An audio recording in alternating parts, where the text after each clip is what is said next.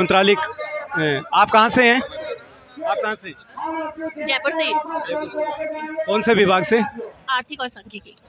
इस आंदोलन और इस भीड़ को लेकर या इन शिक्षा बल को लेकर आप क्या मानते हैं? आपकी क्या जीत होगी या सिर्फ भरोसा? उम्मीद तो जीत की ही करके बैठे हैं। कितने दिनों से आप आए हुए हैं? 11 दिन हो गए हमको यहाँ पे। आप लगातार 11 दिन से बैठे हुए हैं। 11 दिन से बैठे हैं। बहुत सारी महिला साथी जो सभी विभागों की अलग अलग जिलों से हैं, जो अपने घरों में आज भी इस बात को लेकर बैठे हुए हैं कि हम महिलाएं हैं, हम नहीं जा पाती और हम वहां जाकर किस प्रकार बैठेंगी, कैसे रहेंगी। आप अपने 11 दिनों का अनुभव अगर बताना चाहें कुछ शब्दों में, आपने यहाँ पर इन 11 दिनों में क्या महसूस किया है? आते हैं सर, यहाँ आते हैं तो जहाँ जो हमारे नेता बैठे हुए हैं, जो हम लोगों के लिए बैठे हुए हैं, उनको भी प्रोत्साहन मिलता है। तो सभी को थोड़ा टाइम निकाल के तो आना चाहिए कम से कम यहाँ पे।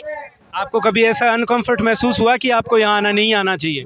नहीं सर, ऐसा कुछ नहीं। जो महिला जो लेडीज़ अब घर पे बैठी हैं, मंत्रालय कर्मचारी, आप उनको क्या संदेश देना चाहेंगे?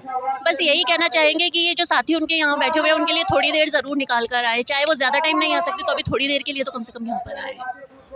आप कहाँ से? मेरा नाम माधवी मकवाना है, मैं सांख्यिकी विभाग से जयपुर से ही हूँ। और आज हमें 11वां दिन हो गया है यहाँ पे हड़ताल में बैठे हुए। हम चाहते हैं कि जल्द से जल्द हमारी हड़ताल ख़त्म हो और हमें कुछ अच्छा लाभ सरकार की तरफ से मिल सके। अगर आपको यहाँ से कुछ नहीं मिलता है अभी, तो क्या आप लगातार बैठेंगे? देखो, अभी तो यही है कि हम जब तक हमारी मांगें पूरी नहीं होगी तब तक हम यहीं बैठे रहेंगे। और हमें सरकार से उम्मीद है इस बार कि हमें हमारी कुछ ना कुछ मांग पूरी करेंगे ज़रूर। अगर सरकार चाहे कि लड़ाई लंबी चले तो आप लड़ने के लिए तैयार हैं? बिल्कुल, हम बिल्कुल तैयार है। सभी साथी हम पूरी तरह से इस बार तैयार है।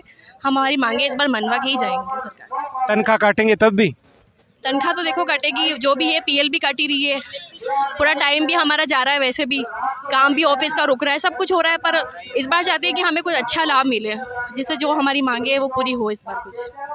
आप क्या मानते हैं कि जीत इस बार मंत्रालय कर्मचारी की होगी? आप जयपुर से? जयपुर से ही।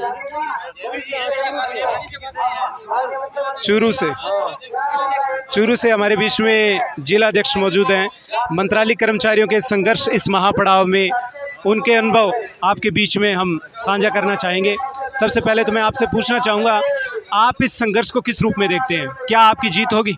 हाँ, जीत हमारा हौसला है वो बहुत ही बुलंद है और ये हमारी बाबू की अंतिम लड़ाई होगी। क्योंकि जो सरकार ने पिछले 30 सालों से जो हमारे समकक्ष कैडर थे उनको ग्रेड पे के आधार पर उनसे आगे भेज दिया और इस बाबू को पीछे धकेल दिया। और उसी संघर्ष, उसी बाबू की जो मान सम्मान है, वो जो न्याय है, उसके लिए आज ये बाबू पिछले 11 दिन से इस महापड़ाव में तपती धूप में बैठा है।